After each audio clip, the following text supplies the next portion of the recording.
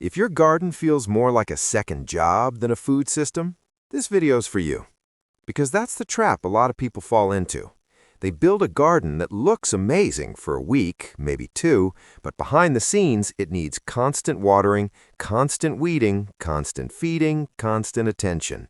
And if life gets busy for even a few days, the whole thing starts slipping. That's not the kind of garden I want. I'm not trying to build a backyard that only works when I have unlimited time and energy.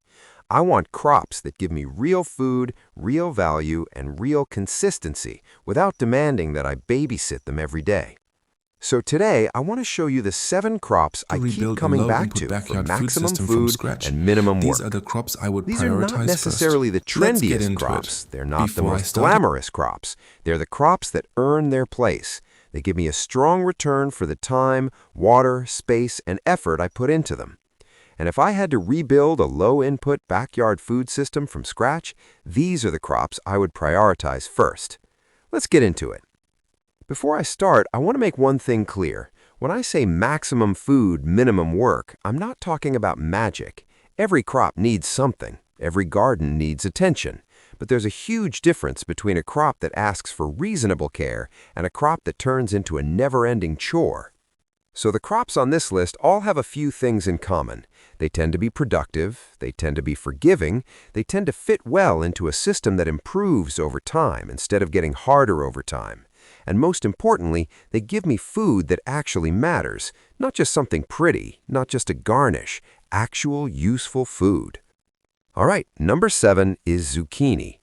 Now, zucchini is one of those crops that people joke about because when it's happy, it can absolutely overwhelm you. But honestly, that's one of the reasons I like it. If I'm trying to get a lot of food from a relatively small amount of space and effort, zucchini makes a very strong case for itself. Once it gets established, it grows fast. It produces early, and when it starts producing, it often doesn't do it politely. It just keeps going.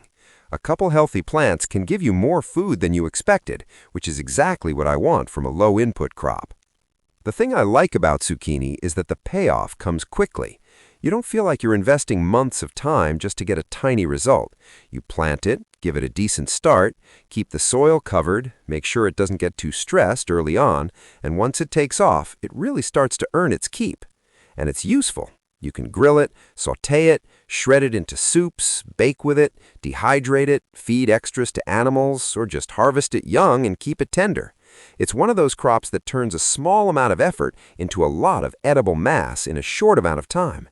So for me, zucchini absolutely deserves a place on this list, not because it's fancy, but because it works. Number 6 is garlic. Garlic is one of my favorite low-effort crops because most of the labor is concentrated at the beginning and the end. You plant it, mostly mulch it, and then for a long stretch, there's really not much to do. It sits there quietly doing its thing while a lot of other crops are demanding your attention. That matters to me. I love crops that don't constantly interrupt me. And garlic has another advantage that I think gets overlooked. It's not just productive in the garden, it's productive in the kitchen. This is a crop I actually use all the time, so even if the harvest doesn't look dramatic on camera, the real-world value is huge. That's something I think more gardeners should pay attention to. A crop doesn't need to look impressive to be worth growing. If it saves you money, improves your meals, stores well, and doesn't ask for much, that crop is doing a lot of work for you. Garlic also gets even better over time if you save your own best bulbs for replanting. Then it stops being this one-time purchase and becomes part of your system. That's what I'm always looking for, things that become more self-sustaining, more repeatable, and less dependent on outside inputs over time. So garlic definitely makes my list. Low maintenance, easy to store, highly useful, and absolutely worth the space. Number 5 is pole beans. Pole beans are one of my favorite examples of how a crop can give you a lot without taking over your whole garden. If you use vertical space well, beans can be incredibly efficient. Instead of spreading out across a huge area, they climb, and that means I can get a strong harvest out of a fairly modest footprint.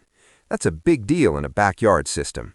Space matters, time matters, and a crop that lets me make better use of both is always going to get my attention. Once pole beans get going, they can be very rewarding. They climb, flower, and produce steadily, and harvesting them is one of those jobs where it really feels like you're getting somewhere. The bowl starts filling up fast. You can eat them fresh, preserve them, freeze them, dry them. There's flexibility there. Another thing I like about beans is that they don't feel overly complicated. Give them support, give them decent soil, keep things mulched and manageable, and they often do very well without becoming a source of constant stress. For a low-input garden, I want crops that feel cooperative. Pole beans feel cooperative. They don't always need to be fussed over. They just need a basic setup and a chance to do what they do. That earns them a spot. Number 4 is leafy greens, specifically Swiss chard or kale, depending on what performs better in your climate. The reason I'm grouping these together is because what I'm really valuing here is the harvest pattern. I love crops that let me cut and come again.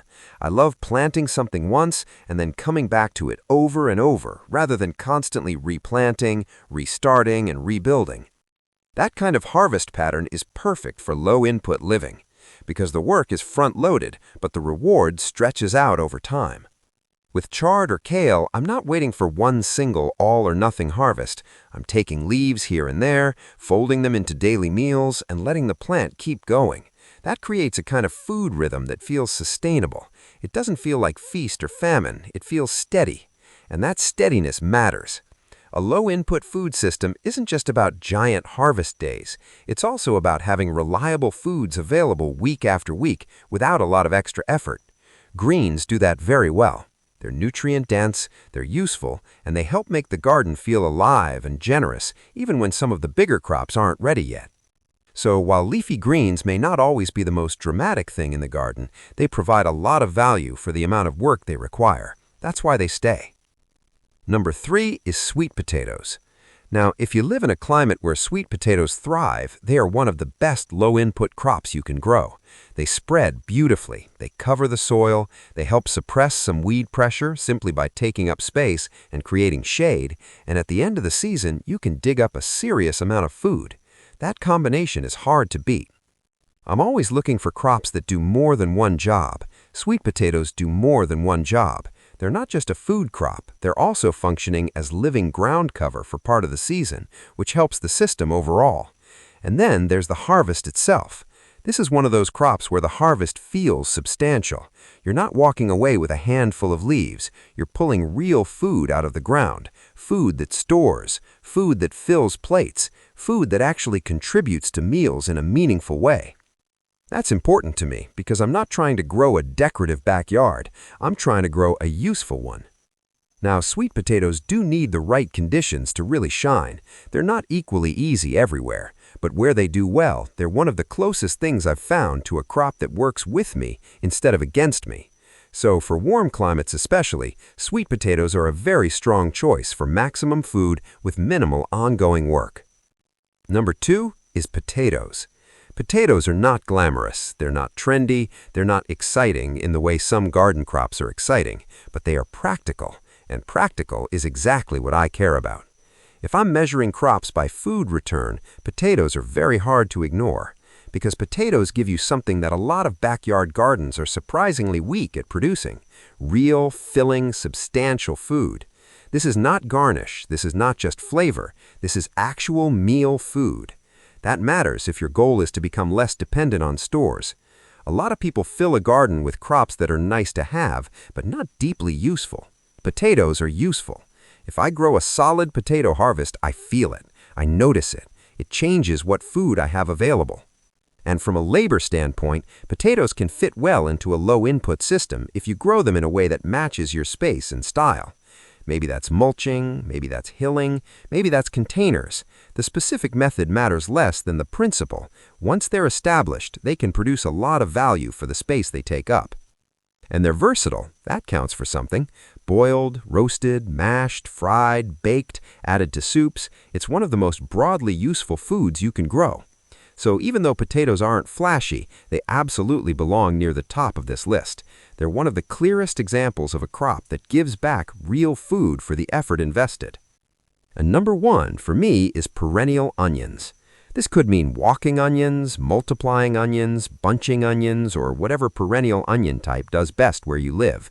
The specific variety matters less than the deeper reason they're number one. Perennial onions represent the kind of system I want to build. I plant them once, and instead of starting over every single season, they keep going. They multiply, they return, they become part of the backbone of the garden. That is incredibly valuable. Because the best low-input garden is not just a collection of plants, it's a system of reliable relationships, a system where more and more of your food is coming from things that are already established, already adapted, and already integrated into the space. Perennial onions do that.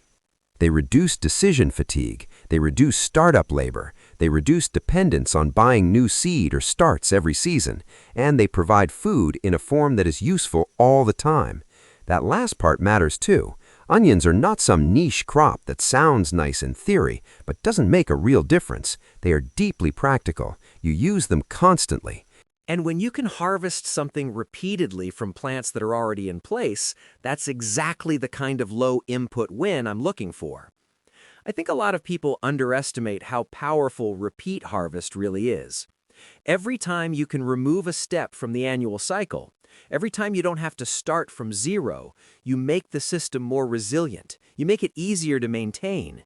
You make it more likely that the garden will still produce even when life gets busy. That's why perennial onions are number one for me. Not because they're the biggest crop, not because they're the most dramatic crop, but because they represent the future I actually want from a backyard food system. Less restarting, less dependency, less work, more reliability. So those are my 7 crops for maximum food and minimum work. Zucchini, garlic, pole beans, chard or kale, sweet potatoes, and perennial onions. Now, of course, every climate is different, every soil is different, every gardener has different goals. But the larger lesson here is the part I think really matters. A productive backyard isn't about growing everything. It's about growing the right things. It's about choosing crops that fit your life, fit your climate, fit your energy, and fit the kind of system you're trying to build. Because if a crop needs perfect timing, perfect weather, constant intervention, constant inputs, and your full attention all season long, then for a lot of people, that crop is not actually helping. It may still be worth growing for enjoyment, and that's fine, but if the goal is resilience, food production, and low-input living, then we need to be honest about what is truly carrying its weight. That's how I think about it now. I'm not trying to impress the garden. I'm trying to build a system that feeds me well, asks for less over time, and becomes more dependable with every season. And the more I focus on crops like these, the more the whole backyard starts to shift. It stops feeling like a collection of chores and starts feeling like a living system that actually supports me. That's the goal. If I had limited space, limited time, and limited energy, these are the crops I would build around first. Not because they're the only good crops, but because they consistently give me some of the best return for the least friction. And honestly, that's what low-input living is all about. It's not about doing nothing. It's about doing what matters most and letting the system do more of the work. Thanks for watching, and I'll see you in the next one.